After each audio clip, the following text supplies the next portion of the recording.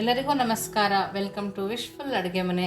ನಾವು ರಾಗಿ ಹಿಟ್ಟನ್ನು ಬಳಸಿ ಒಂದೇ ಥರ ರೊಟ್ಟಿ ಮುದ್ದೆ ತಿನ್ನೋದಕ್ಕಿಂತ ಈ ಥರ ಸಾಫ್ಟಾಗಿ ಒಂದು ರೆಸಿಪಿ ಮಾಡ್ಕೋಬೋದು. ಹೇಗೆ ಮಾಡೋದು ಅಂತ ತೋರಿಸ್ತೀನಿ, ನೋಡೋಣ ಬನ್ನಿ.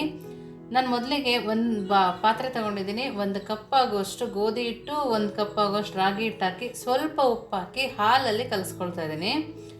ಹಾಲು ಬಿಸಿ ಇದ್ರೂ ಪರವಾಗಿಲ್ಲ, ತಣ್ಣ ಹಾಲಾದರೂ ಆಗುತ್ತೆ. ಸ್ವಲ್ಪ ನೀರು ಹಾಕಿ ಕಲಿಸ್ಕೊಳ್ತಾ ಇದ್ದೀನಿ. ನೋಡಿ, ನಾನು 1 ಬೌಲ್ ಅಷ್ಟೇ ಹಾಲು ಹಾಕ್ಕೊಂಡಿದ್ದೀನಿ, ಅದೇ ಬೌಲಲ್ಲಿ ನೀರು ಹಾಕ್ಕೊಳ್ತಾ ಇದ್ದೀನಿ. ನಾವು ಇದನ್ನು ಗಟ್ಟಿಯಾಗಿ ಕಲಿಸ್ಕೊಬೇಕು. ನೋಡಿ, ಆ ಥರ ನಾದ ತೋರಿಸ್ತಾ ಇದ್ದೀನಲ್ಲ, ಅದೇ ಥರ ನಾದ್ಕೊಂಡೇ ಕಲಿಸ್ಕೊಬೇಕು. ನೋಡಿ, ಈ ಥರ ಕಲಸಿ ಎತ್ತಿಟ್ಕೊಳ್ತೀನಿ. ನಾನು ಒಂದು 5ರಿಂದ 10 ನಿಮಿಷ ಎತ್ತಿಟ್ಕೊಂಡಿದ್ದೀನಿ.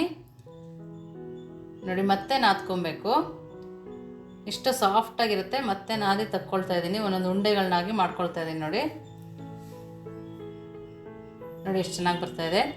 ಇದೇ ಥರ ಎಲ್ಲದನ್ನು ಉಂಡೆಗಳಾಗಿ ಮಾಡ್ಕೊಳ್ತೀನಿ. ರಾಗಿ ರೊಟ್ಟಿ ತಿನ್ನಲ್ಲ ಅನ್ನೋರು ಕೂಡ ತುಂಬಾ ಇಷ್ಟಪಟ್ಟು ತಿಂತಾರೆ. ನೋಡಿ, ಎಲ್ಲವುದು ಅದೇ ಥರ ಮಾಡ್ಕೊಂಡಿದ್ದೀನಿ.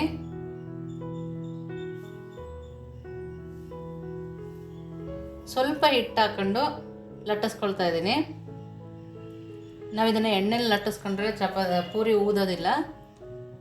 ನೋಡಿ, ಈ ಥರ ಹಿಟ್ಟನ್ನು ಉದುರಿಸ್ಕೊಂಡೆ ಲಟ್ಟಿಸ್ಕೊಳ್ತಾ ಇದ್ದೀನಿ. ನಾನು ಇಲ್ಲಿ ಗೋಧಿ ಹಿಟ್ಟನ್ನು ಉದುರಿಸ್ಕೊಂಡು ಲಟ್ಟಿಸ್ಕೊಳ್ತಾ ಇದ್ದೀನಿ.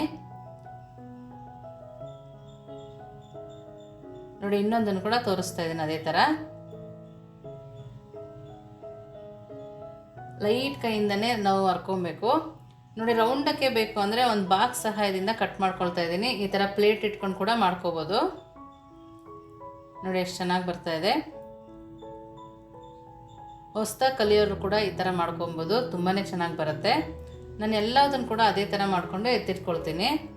ನಾವು ಹಿಟ್ಟು ಹಾಕಿರೋದ್ರಿಂದ ಒಂದಕ್ಕೊಂದು ಅಂಟೋದು ಇಲ್ಲ. ನೋಡಿ, ಮೊದಲೇ ಎಣ್ಣೆನ ಬಿಸಿ ಮಾಡ್ಕೊಳ್ಳೋಕೆ ಇಟ್ಟಿದ್ದೆ.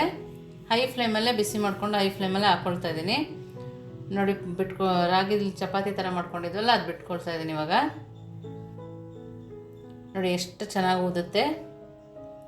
ರಾಗಿ ಪುರಿ ಅಂತ ಯಾರೂ ಹೇಳಲ್ಲ, ಅಷ್ಟು ಚೆನ್ನಾಗಿರುತ್ತೆ. ರಾಗಿಲಿ ಕೂಡ ಈ ಥರ ಮಾಡ್ಕೊಬೋದು. ಶುಗರ್ ಪೇಷಂಟಿಗೆ ಕೊಡ್ಬೋದು. ಮಕ್ಕಳು ಕೂಡ ತುಂಬಾ ಹೆಲ್ದಿಯಾಗಿರುತ್ತೆ. ಲಂಚ್ ಬಾಕ್ಸಿಗೆ ಕೂಡ ಆಗುತ್ತೆ. ಬೇಗ ಕೂಡ ಮಾಡ್ಕೊಬೋದು. ಸಾಗು ಜೊತೆಗೆ ತುಂಬಾ ರುಚಿಯಾಗಿರುತ್ತೆ. ನೋಡಿ, ಇವಾಗ 2 ಸೈಡ್ ಬೆಂದಿದೆ. ಎಣ್ಣೆ ಕಾದ್ಮೇಲೆ ಹಾಕ್ಕೊಬೇಕು. ನೋಡಿ, ಇನ್ನೊಂದು ಹಾಕಿ ತೋರಿಸ್ತಾ ಇದ್ದೀನಿ.